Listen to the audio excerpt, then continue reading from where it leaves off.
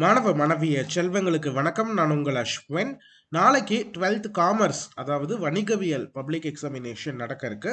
இதுக்கான important 2 mark 3 mark 5 mark questions share பண்றேன். அது மட்டும் இல்லாம புக் இன்சைட் கிரியேட்டிவ் கொஷின்ஸையும் நான் இப்போ உங்களுக்காக ஷேர் பண்றேன். எல்லாமே லிங்க் வந்து கீழே டிஸ்கிரிப்ஷன் பாக்ஸ்ல இருக்கு. சரி, இப்போ காமர்ஸ் வந்து இப்போ வரைக்கும் நான் ஒன்றும் படிக்கலைனாலும் பிரச்சனை இல்லை.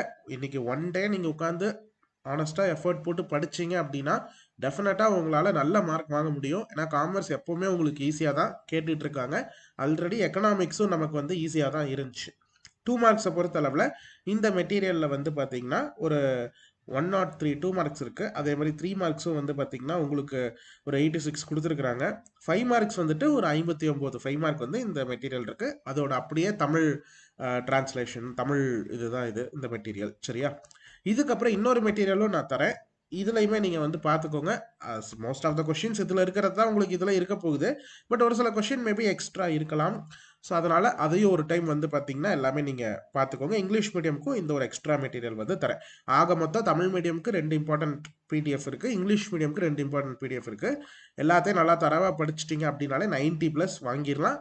புக் பேக் 1 மார்க்கை திரும்பவும் நல்லா போட்டு பார்த்துக்கோங்க. எல்லாமே ஒரு டெஸ்ட் மாதிரி எழுதி பாருங்கள். அப்போ தான் உங்களால் கண்டிப்பாக நல்ல மார்க்ஸ் வாங்க முடியும்.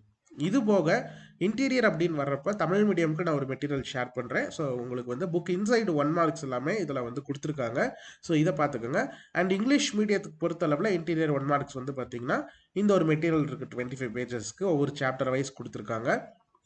அதுக்கப்புறம் கம்பல்சரி கொஷின் ஆன்சர் பண்ணுறதுக்காக ஒரு சின்ன ஒரு மெட்டீரியல் இருக்குது, 4 பேஜஸ் மட்டும். ஒரு டைம் இது பார்த்துக்கோங்க. சரியா? எல்லாமே படித்து முடிச்சுட்டேன் அப்படின்னு இருக்கிற டாப்பர்ஸ்க்கு இது கண்டிப்பாக ஹெல்ப்ஃபுல்லாக இருக்கும்.